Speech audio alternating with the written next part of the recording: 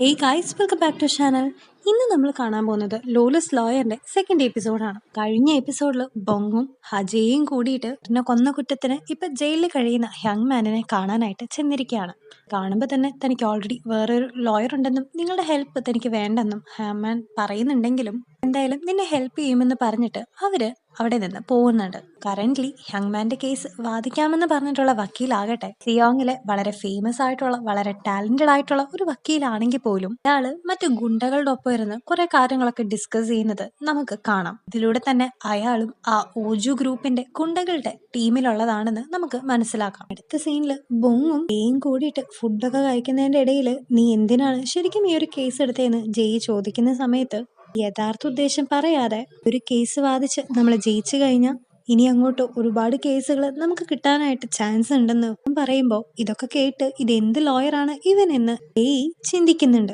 സമയം ഓജുവും ജഡ്ജ് ഷായും കൂടിയിട്ട് ഓഫീസിൽ വെച്ച് മീറ്റ് ചെയ്യുന്നതിന്റെ ഇടയിൽ മേയറിനെ പറ്റിയിട്ടുള്ള കുറെ റെക്കമെൻഡേഷൻസ് ഒക്കെ ഓജു പറയുന്ന സമയത്ത് തന്റെ മനസ്സിൽ താൻ അടുത്ത മേയറായിട്ട് നിന്നെയാണ് വിചാരിച്ചു വെച്ചിരിക്കുന്നതെന്ന് ജഡ്ജ് ഷാ പറയുന്നത് കേൾക്കുന്ന ഓജു വളരെയധികം ഷോക്ക്ഡ് ആവുന്നുണ്ട്. ാണ് ശരിക്കും ഓജു ആകട്ടെ പണ്ടത്തെ പോലെ തന്നെ ഗാങ്സ്റ്റർ ആയിട്ടും ഒപ്പം തന്നെ ഒരു ബിസിനസ്മാൻ ആയിട്ടും ബിസിനസ് എല്ലാം മുമ്പോട്ട് കൊണ്ടുപോവുകയും അങ്ങനെ ഒരാൾക്ക് എളുപ്പത്തിൽ ഒരു പൊളിറ്റീഷ്യൻ ആവാനും പറ്റുമെന്ന് ജഡ്ജ് ഷാ പറയുന്നുണ്ട്. കട്ട് ചെയ്ത് അടുത്ത സീനിൽ ജയി ജഡ്ജ് ഷാനെ കാണാനായിട്ട് പോകുമ്പോൾ ഹിമാന്റെ കേസിന്റെ കാര്യങ്ങളൊക്കെ അവള് ജഡ്ജ് ഷായുടെ അടുത്ത് പറയുന്നുണ്ട്. അല്ല, യങ് മാനെതിരെ ഇത്രയൊക്കെ എവിഡൻസ് അവർക്ക് കളക്ട് ചെയ്യാൻ പറ്റിയെങ്കിലും അവൻ മേയറിനെ കൊന്നതിന്റെ പുറകിലുള്ളൊരു മോട്ടീവ് മാത്രം ഇപ്പോഴും ക്ലിയർ അല്ലാന്ന് എന്റെ പുറകില് എന്തൊക്കെയോ ഒരു പന്തികേടൊക്കെ ഉണ്ടെന്ന് അവള് പറയുമ്പോൾ തൽക്കാലത്തേക്ക് നീ ഇപ്പൊ അതിനെ പറ്റിയിട്ടൊന്നും ആലോചിക്കണ്ട, അല്ല നിന്റെ ബർത്ത്ഡേ അല്ലേ വരണേ, നമുക്ക് ഒരു ഷോപ്പിങ്ങിനൊക്കെ പോവാന്ന് പറഞ്ഞിട്ട് ഷാ അവളെയും കൂട്ടിയിട്ട് ഷോപ്പിങ്ങിന് പോകുന്നുണ്ട്. അടുത്ത ദിവസം ഒരു ഓർഫനേജിന് മുമ്പിൽ വെച്ച് കുട്ടികളെ എല്ലാവരെയും ഗ്രീറ്റ് ചെയ്യുന്ന രീതിയിൽ ഷാ ഒരു ഇന്റർവ്യൂ കൊടുത്തുകൊണ്ടിരിക്കുകയാണ്. അതിനുശേഷം പിന്നീട് ക്യാമറയിലേക്ക് നോക്കിയിട്ട് ഇതെല്ലാം എന്റെ കുട്ടികളാണ്, കീസോങ്ങിലുള്ള എല്ലാവരും തന്നെ എന്റെ മക്കളാണെന്ന് അവള് പ്രഖ്യാപിക്കുന്നുണ്ട്. അടുത്ത സീനിൽ നിങ്ങൾ ശരിക്കും ഒരു ലോയർ ആണോ എന്നും ജനങ്ങൾക്ക് വേണ്ടി നീതി നടപ്പാക്കുന്നതിൽ നിങ്ങൾക്ക് എന്തെങ്കിലും ഉദ്ദേശമൊക്കെ ഉണ്ടോ എന്ന് ജയി ചോദിക്കുന്ന സമയത്ത് ബുക്കിലുള്ള കുറെ കാര്യങ്ങൾ അവൻ പറയുന്ന കേൾക്കുന്ന ജയിക്ക് ശരിക്കും ഇവനൊരു ലോയർ തന്നെയാണെന്ന് കൺവിൻസ്ഡ് ആകുന്നുണ്ട്. മാത്രമല്ല താനൊരു ലോലെസ് ലോയർ ആണെന്നും ജനങ്ങൾക്ക് വേണ്ടി താൻ ലോയുമായിട്ട് വരെ ഫൈറ്റ് ചെയ്യുമെന്നും പറഞ്ഞ് ബാക്കിയുള്ള എല്ലാരെയും കൂട്ടിയിട്ട് അവൻ ഒരു ലോലെസ് ലോയറുടെ പോസ് കൊടുക്കുന്നത് കാണുന്ന ജയി ഇവനിനി ശരിക്കും ഭ്രാന്താണോ എന്ന ഭാവത്തിൽ പൊട്ടിച്ചിരിക്കുന്നുണ്ട്.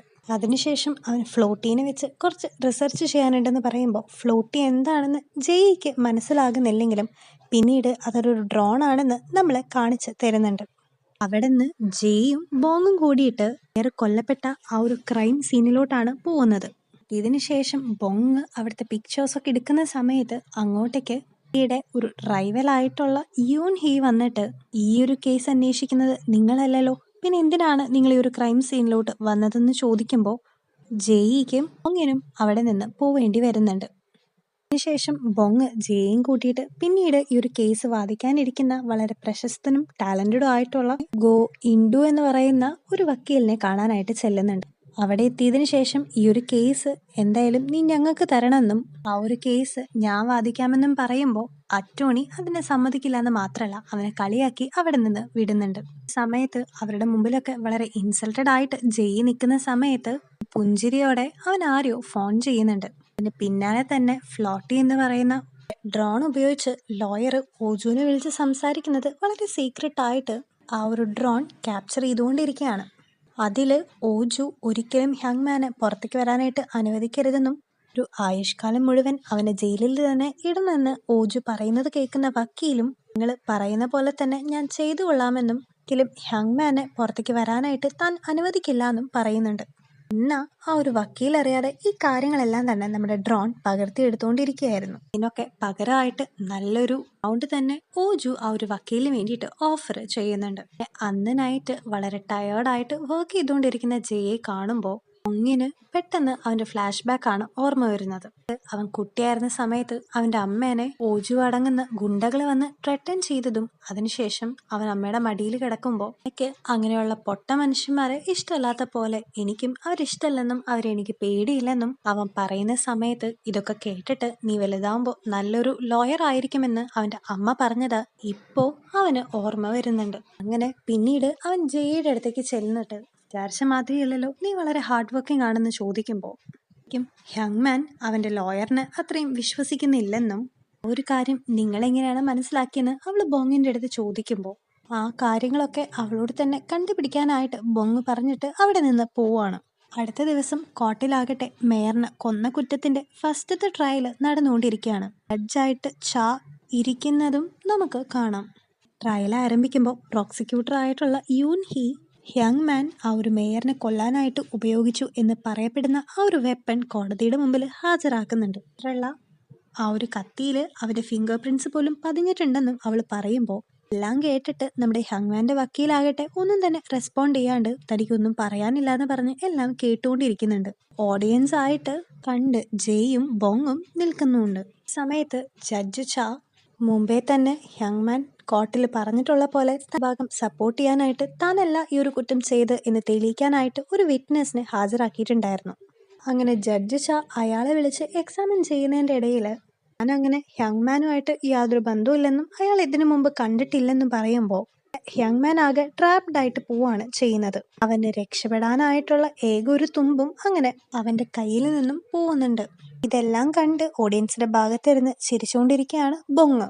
അങ്ങനെ ട്രയലിനൊക്കെ ശേഷം ജഡ്ജ് ചാ വക്കീലിനെ വിളിച്ചിട്ട് നീ എന്താണ് അങ്ങനെ ചെയ്തതെന്നും അറ്റ്ലീസ്റ്റ് നിന്റെ ഭാഗം ക്ലിയർ ആക്കാനായിട്ടെങ്കിലും ഞാൻ ചോദിക്കുന്ന ചോദ്യങ്ങൾക്ക് ന്യായമായിട്ടുള്ള ഉത്തരം നിനക്ക് തമായിരുന്നുവെന്നും നീ ഇങ്ങനെ ഒന്നും മിണ്ടാതിരിക്കുന്ന കാരണം കൊണ്ട് ബാക്കിയുള്ളവർക്ക് നിന്റെ പേരിൽ നല്ല രീതിയിൽ ഡൗട്ട് വരാനായിട്ട് ചാൻസ് ഉണ്ടെന്നൊക്കെ പറയുന്നുണ്ട്. മാത്രമല്ല ഇനി മുതൽ ഇങ്ങനെ റിപ്പീറ്റ് ചെയ്യരുതെന്നും ഞാൻ ഓരോ കാര്യങ്ങൾ ചെയ്യുമ്പോഴും എൻ്റെ ഇന്റഗ്രിറ്റിയിൽ ബാക്കിയുള്ള ആർക്കും എൻ്റെ മേലിൽ ഡൗട്ട് തോന്നാതെയാണ് ഞാൻ ചെയ്തുകൊണ്ടിരുന്നതെന്നും അതുപോലെ തന്നെ നീയും ജഡ്ജ് ചാ ആ ഒരു ലോയറിന്റെ അടുത്ത് പറയുന്നുണ്ട്. കട്ട് ചെയ്ത് അടുത്ത സീനിൽ ബൊങ് ഹ്യങ് മാനിനെ കാണാനായിട്ട് എത്തിയിരിക്കുകയാണ്. അവന്റെ ആ ഒരു ഫ്ലോട്ട് ചെയ്യുന്ന ഡ്രോൺ ഉപയോഗിച്ചിട്ട് വക്കീലും ഓജുവും തമ്മിൽ സംസാരിച്ച ആ ഒരു കാര്യം ഹ്യങ് മാനിന് കേൾപ്പിച്ചു കൊടുക്കുന്നുണ്ട്. അതില് അവര് രണ്ടുപേരും കൂടിയിട്ട് ഒത്തുകളിച്ച് ഹ്യങ് മാനിനെ ട്രാപ്പ് ചെയ്തതാണെന്നും അവനെ രക്ഷിക്കാനായിട്ടല്ല പകരം അവനെ ട്രാപ്പ് ചെയ്യാനായിട്ടാണ് ഇവരെല്ലാരും കൂടി പ്ലാൻ ചെയ്തിരിക്കുന്നതെന്ന് ഇതെല്ലാം കേൾക്കുമ്പോൾ ഹ്യങ് മാനിന് ബോധ്യമാകുന്നുണ്ട്. ഇതൊക്കെ കണ്ട് വളരെ ഷോക്ക്ഡ് ആകുന്ന ഹ്യങ് മാൻ നീ ശരിക്കും ആരാണെന്ന് നിന്നോട് ചോദിക്കുമ്പോഴാണ് ഞാൻ ആരായാലും അവർക്ക് നിന്നെ വെച്ച് എന്തോ ഒരു കാര്യം നടത്തിയെടുക്കാനുണ്ടെന്നും അതുകൊണ്ടാണ് നിന്നെ ഇപ്പൊ കൊല്ലാതെ അവര് ഇങ്ങനെ നിർത്തിയിരിക്കുന്നതെന്നും ബൊങ് ഇപ്പൊ ഹ്യങ് മാന്റെ അടുത്ത് പറയുന്നുണ്ട്. പക്ഷെ എത്രയൊക്കെ ബൊങ് പറഞ്ഞ് കൺവിൻസ് ചെയ്യാൻ നോക്കിയിട്ടും അതിലൊന്നും വിശ്വസിക്കാതെ ഹ്യങ് മാൻ നിനക്കെന്തായാലും എന്റെ കേസ് ഞാൻ തരില്ല എന്ന് പറഞ്ഞിട്ട് അവിടെ നിന്ന് പോവാണ്. അങ്ങനെ അവൻ തിരിച്ച് ജയിലിലേക്ക് പോയ സമയത്ത് തന്നെ ജയിലിനകത്ത് നിന്നിട്ട് ഒരാള് ഹ്യങ് മാനെ കൊല്ലാനായിട്ട് നോക്കുന്നുണ്ടെങ്കിലും വളരെ കഷ്ടിച്ചാണ് അവൻ രക്ഷപ്പെടുന്നത്. ഈ സമയം ഓഫീസിലിരിക്കുന്ന ജെയ്ക്ക് അവളുടെ അച്ഛന്റെ വക അതോടൊപ്പം ഒരു ഡേറ്റ് പോയാലോ എന്ന് പറയുന്ന ഒരു മെസ്സേജ് കിട്ടുന്നുണ്ട്. അങ്ങനെ ഇരിക്കുകയാണ് വീണ്ടും ഫ്ലാഷ് ബാക്കില് ഒരു സ്റ്റേഷനറി സാധനം വാങ്ങിക്കാനുണ്ടെന്ന് രാത്രി അമ്മയുടെ അടുത്ത് പറയുന്ന സമയത്ത് ആ ഒരു മഴയത്ത് ഒന്നും തന്നെ നോക്കാതെ ഒറ്റയ്ക്ക് അവൾക്ക് വേണ്ട സാധനം വാങ്ങിക്കാനായിട്ട് ആ അമ്മ പോയെങ്കിലും പിന്നീട് അമ്മ തിരിച്ചു വന്നിട്ടില്ല. അന്നാണ് ഏറ്റവും അവസാനമായിട്ട് അവൾ അവളുടെ അമ്മേനെ കാണുന്നതും. എന്തെങ്കിലും ഒരിക്കൽ അവളുടെ അമ്മ തിരിച്ചു വരും എന്നുള്ളൊരു പ്രതീക്ഷയിലാണ് ജെയ് ഇപ്പോഴും ഇരിക്കുന്നത്.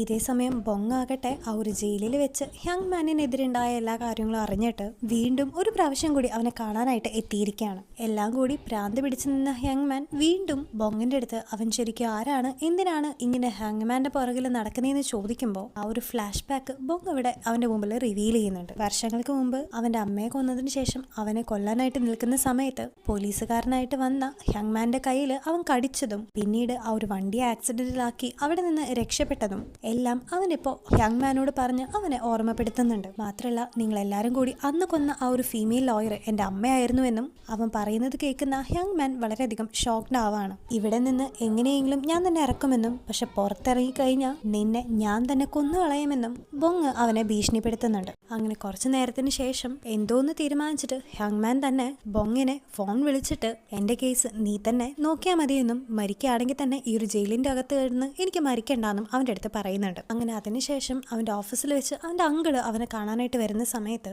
മഴയത്ത് നനഞ്ഞു കുളിച്ച് വളരെ വിഷമത്തോടെ ഇരിക്കുന്ന അവൻ എന്റെ അമ്മയെ കൊന്ന ആൾക്കാരെ ഞാൻ കണ്ടുപിടിക്കുമെന്നും എന്തൊക്കെയുണ്ടായി അവർ ഓരോരുത്തരെയും നിയമത്തിന് മുമ്പിൽ കൊണ്ടുവന്ന് അവർക്ക് വേണ്ട പണിഷ്മെന്റ് കൊടുത്തിട്ടേ ഞാൻ ഇവിടെ വിട്ട് പോവെന്നും അവൻ അവന്റെ അങ്കിളിന്റെ അടുത്ത് പറയുന്നുണ്ട്. ഇതേ സമയം ഹ്യങ് മാൻ തന്റെ പേര് മാറ്റിയിട്ട് കേസ് വാദിക്കാനായിട്ട് ബൊങ്ങിനെ ഏർപ്പാടാക്കി എന്നുള്ള വിവരം കീസിയോങ്ങില് ആ ഒരു ലോയർ ചെന്നിട്ട് ഇപ്പോൾ ഓജുയുടെ അടുത്ത് പറയുന്നുണ്ട്. ഇത് കേൾക്കുന്ന ഓജു എന്ന് പറയുന്ന ഗാങ്സ്റ്റർ ബോങ്ങിനെ കോർട്ടിലേക്ക് എത്തിക്കാതിരിക്കാനായിട്ടുള്ള എന്തെങ്കിലും ഒരു വഴി നോക്കാമെന്ന് പറയുന്നുണ്ട്. അങ്ങനെ പിറ്റേ ദിവസം ഹ്യാങ്മാന്റെ ട്രയൽ നടക്കുന്ന സമയത്ത് തങ്ങൾക്ക് ഈ ഒരു കേസ് കിട്ടിയെന്ന് അറിഞ്ഞിട്ട് ജെയ് കോർട്ടിലേക്ക് പുറപ്പെടാൻ നിൽക്കുന്ന സമയത്താണ് ആ ഗാങ്സ്റ്ററിന്റെ കുറെ ഗുണ്ടകളെല്ലാം അവളെ വളഞ്ഞിട്ട് നീ ബോങ്ങിന്റെ ഗേൾഫ്രണ്ട് അല്ലേ എന്ന് പറഞ്ഞ് അവൾ അവിടെ നിന്ന് കിഡ്നാപ്പ് ചെയ്ത് കൊണ്ടുപോവാണ്. ഇതേസമയം ബോങ്ങാകട്ടെ ഇത്രയും നേരമായിട്ടും അവൾ എന്താണ് കോർട്ടിലേക്ക് വരാത്തേന്ന് വിചാരിച്ച് അവളെ വിളിക്കുമ്പോൾ ഫോൺ എടുക്കുന്നത് ആ ഒരു ഗുണ്ടയുടെ തലവനാണ്. നിന്റെ ഗേൾഫ്രണ്ട് ഇപ്പം ഞങ്ങളുടെ കസ്റ്റഡിയിലാണെന്നും എത്രയും പെട്ടെന്ന് ഇവിടേക്ക് വന്ന് അവളെ രക്ഷിച്ചു കൊണ്ടുപോകാനും പറയുമ്പോൾ അവൾ എൻ്റെ ഗേൾഫ്രണ്ട് ഒന്നും അല്ലെന്നും ഞാൻ എന്തായാലും അങ്ങോട്ടേക്ക് വരാനായിട്ട് ഉദ്ദേശിച്ചിട്ടില്ലെന്നും അവൻ പറയുമ്പോൾ അപ്പോഴാണ് ആള് മാറി തങ്ങൾക്ക് പറ്റിയ മിസ്റ്റേക്ക് എന്താണെന്ന് ഗുണ്ടകൾ തിരിച്ചറിയുന്നത്. ഈ സമയം ജയ് ആകട്ടെ നിങ്ങൾക്ക് മര്യാദയ്ക്കൊന്ന് അന്വേഷിച്ചിട്ട് ആൾക്കാരെ കിഡ്നാപ്പ് ചെയ്താൽ പോരേന്ന് പറഞ്ഞിട്ട് അവരെ കളിയാക്കുന്നുണ്ട്. പക്ഷെ പിന്നീട് എന്തോ ആലോചിച്ച് ബോങ് വീണ്ടും അവരെ കോണ്ടാക്ട് ചെയ്തിട്ട് അവരുള്ള സ്ഥലം ഏതെന്ന് അവരോട് ചോദിക്കുന്നുണ്ട്. മാത്രമല്ല കോർട്ടിലുണ്ടായിരുന്ന അവന്റെ തന്നെ ലോങ് ഷാക്സ് ആയിട്ടുള്ള എല്ലാ ആൾക്കാരോടും താൻ വരുന്നത് വരെ കോർട്ടിലുള്ള എല്ലാവരെയും അങ്ങനെ തന്നെ പിടിച്ചു വെക്കാനും പറഞ്ഞിട്ടാണ് അവൻ അവിടെ നിന്ന് പോകുന്നത്. അങ്ങനെ കോർട്ടിലാകട്ടെ കേസ് തുടങ്ങുന്ന സമയത്ത് ഹ്യാങ്മാന്റെ വക്കീലിനെ കാണാതെ ജഡ്ജി ആയിട്ടുള്ള ചാ അവന്റെ വക്കീൽ എവിടെയാണെന്ന് ചോദിക്കുമ്പോൾ ബോങ്ങിന്റെ അസിസ്റ്റന്റ് ആയിട്ട് നടന്ന ആ ഒരു തഗ് താനൊരു വക്കീലാണെന്ന് നുണ പറഞ്ഞ് അവിടെ കയറി ഇരിക്കുന്നുണ്ട്. ഇതേ സമയത്ത് തന്നെ ബോങ്ങിന്റെ അസിസ്റ്റൻസ് ആയിട്ട് ആ ഒരു ലോങ് ഷാക്സ് എല്ലാരും അവിടെ എത്തിയിട്ട് ബോങ്ങിന്റെ അസിസ്റ്റന്റ് ഒരു ആൾമാറാട്ടക്കാരനാണെന്ന് പറഞ്ഞ് കോർട്ടിൽ വെച്ചിട്ട് തന്നെ വലിയ രീതിയിൽ ഒരു സീൻ ക്രിയേറ്റ് ചെയ്ത് നന്നായിട്ട് ഫൈറ്റ് ചെയ്തുകൊണ്ടിരിക്കുകയാണ്. അവർ വരുന്നത് വരെ ആ ഒരു കോർട്ടിലുള്ള എല്ലാവരെയും പിടിച്ചിരുത്താനായിട്ട് അവർ ചെയ്ത ചെറിയ ഒരു ട്രിക്കായിരുന്നു അത്. ഇതേ സമയത്ത് തന്നെ ബോങ് ആ ഗുണ്ടകളെല്ലാവരെയും വളരെ നിസ്സാരമായിട്ട് തന്നെ അടിച്ചിട്ടിട്ട് ജയെ കൊണ്ട് രക്ഷപ്പെടാൻ ശ്രമിക്കുന്നതിന്റെ ഇടയിൽ അവന്റെ തലക്കിട്ട് ഒരു ബോട്ടിൽ വെച്ചിട്ട് ഒന്ന് കിട്ടുന്നുണ്ടെങ്കിലും എങ്ങനെയൊക്കെയോ അവര് രക്ഷപ്പെട്ട് കാറിൽ കോർട്ടിലേക്ക് പോയിക്കൊണ്ടിരിക്കുന്നതിന്റെ ഇടയിൽ ജയെ എങ്ങനെയൊക്കെ തന്ത്രപരമായിട്ടാണ് അവൻ അവന്റെ ഒപ്പം നിർത്തിയിരിക്കുന്നതെന്ന് അവൻ ആലോചിക്കുന്നുണ്ട്. അവൾ ആദ്യം തന്നെ തെറ്റായിട്ട് വിധിച്ച ആ ഒരു ജഡ്ജിയെ തല്ലിയപ്പോൾ മുതൽ അവൻ നോട്ട് ചെയ്തിട്ടുണ്ടായിരുന്നുവെന്നും പിന്നീട് അവിടെ ജോലിയൊക്കെ പോയി അവൾ അലഞ്ഞു നടന്ന ടൈമിൽ ഫുള്ള് അവളെ ഫോളോ ചെയ്ത് മനഃപൂർവ്വം തന്നെ ഈ ലോൺ ഷാക്സിനെ എല്ലാവരെയും പറഞ്ഞ് അവളുടെ വീട്ടിലേക്ക് അയച്ച് ആ ഒരു കടം തീർക്കാനായിട്ട് അവൾക്ക് ഒരു ജോലി ഓഫർ ചെയ്ത് കൊടുത്തതും ഒക്കെ ബോങ്ങിന്റെ പ്ലാൻ തന്നെയായിരുന്നുവെന്ന് ഇപ്പോ അവൻ ആലോചിക്കുന്നുണ്ട്. ഇതേ സമയത്ത് തന്നെ തന്റെ ജീവൻ രക്ഷിച്ചതിന് ജയ് അവനോട് താങ്ക്സ് ഒക്കെ പറഞ്ഞ് അവന്റെ മുറിവില് ഒരു ക്ലോത്ത് ഒക്കെ വെച്ചു കൊടുക്കുന്നുണ്ട്. ഇതേ സമയത്ത് തന്നെ ബോങ് വീണ്ടും ഫ്ലാഷ് ബാക്ക് ആലോചിക്കുമ്പോൾ ഇന്ന് ആ ഒരു കാർ ആക്സിഡന്റ് ആക്കി എങ്ങനെയൊക്കെയോ അവൻ രക്ഷപ്പെട്ട സമയത്ത് ഒരു ഫീമെയിൽ വോയിസ് കേട്ടതായിട്ട് നമ്മൾ കഴിഞ്ഞ എപ്പിസോഡിൽ കേട്ടതാണ്. അത് ശരിക്കും വേറെ ആരും ആയിരുന്നില്ല, ജെയ്യുടെ അമ്മ തന്നെയായിരുന്നു. ഇതിൽ നിന്ന് തന്നെ ജെയ്യുടെ അമ്മേനെ അങ്ങനെ കാണാതെ പോയതൊന്നും അല്ലെന്നും ബോങ്ങിന്റെ അമ്മയെ കൊന്നവർക്ക് തന്നെ അതിലും ഒരു പങ്കുണ്ടെന്നും വ്യക്തമാണ്. അങ്ങനെ ഇക്കാര്യങ്ങളൊക്കെ റീകളക്ട് ചെയ്യുന്ന ബോങ് ജെയ്യുടെ മുഖത്തേക്ക് നോക്കിയിട്ട് ഇതുകൊണ്ടാണ് നിന്നെ ഞാൻ തേടി പിടിച്ചതെന്നും ഇനി അവർക്കെതിരെ നമ്മൾ ഒരുമിച്ചാണ് ഫൈറ്റ് ചെയ്യാൻ പോണേന്നും മനസ്സിൽ വിചാരിക്കുന്നുണ്ട്. അങ്ങനെ ഒരു കണക്കിന് കോർട്ടില് ആ ഒരു പ്രശ്നങ്ങളിലൊക്കെ ഇടയിൽക്കൂടെ വളരെ സ്റ്റൈലിഷ് ആയിട്ട് ബോങ്ങും ജെയ്യും നടന്നു വരുമ്പോൾ വീണ്ടും ഫ്ലാഷ് ബാക്കിൽ ബോങ്ങിന്റെ അമ്മയെ ഭീഷണിപ്പെടുത്തി ഓജു നിർത്തുമ്പോൾ അവൻ ഫോൺ വിളിച്ചിട്ട് ആരോടോ ഇനി ഇവർ എന്ത് ചെയ്യണം എന്ന് ചോദിക്കുന്ന സമയത്ത് ആ ഒരു ഫോൺ കോളിൽ ഉണ്ടായിരുന്ന അവരുടെ ബോസ് അവന്റെ അമ്മയും അവനെയും കൊല്ലാനായിട്ടാണ് പറഞ്ഞിട്ടുണ്ടായിരുന്നത്. അത് ശരിക്കും വേറെ ആരുമല്ല, ബാക്കി എല്ലാവരുടെ മുമ്പിലും നല്ലവനായിട്ട് ഇത്ര നാളും അഭിനയിച്ചുകൊണ്ടിരുന്ന ജഡ്ജ് ആയിട്ടുള്ള ചാ തന്നെയാണെന്ന് ഇപ്പോ റിവീൽഡ് ആകുന്നുണ്ട്. ഇതിലൂടെ തന്നെ ബോങ്ങിന്റെ അമ്മയുടെയും ജെയ്യുടെ അമ്മയുടെയും മരണത്തിന് പിന്നില് തായുടെ ആ ഒരു കറുത്ത കൈകൾ ഉണ്ടെന്ന് നമുക്ക് മനസ്സിലാക്കാം. അങ്ങനെ വീണ്ടും പ്രസന്റില് ആ ഒരു ജഡ്ജ് ചായയുടെ മുമ്പില് എന്റെ പേര് ബോങ്സാൽ പില്ലെന്നാണെന്നും കോർട്ടിലെ ട്രയല് ഇപ്പൊ ആരംഭിക്കും എന്ന് പറയുന്ന ഒരു സീനോട് കൂടിയിട്ട് ഇന്നത്തെ എപ്പിസോഡ് ഇവിടെ എൻഡ് ചെയ്യാണ്. സോ ഗൈസ്, വളരെ ട്വിസ്റ്റും സർപ്രൈസും ഒക്കെ നിറഞ്ഞ ഈ ഒരു എപ്പിസോഡ് നിങ്ങൾക്ക് ഇഷ്ടപ്പെട്ടെങ്കിൽ ചാനൽ സബ്സ്ക്രൈബ് ചെയ്യാനും വീഡിയോ ലൈക്ക് ചെയ്യാനും മറക്കരുത്. അപ്പോൾ ഇതിന്റെ നെക്സ്റ്റ് ഒരു എപ്പിസോഡായിട്ട് നമുക്ക് അടുത്ത ദിവസം കാണാം. അപ്പോൾ till then take care and by.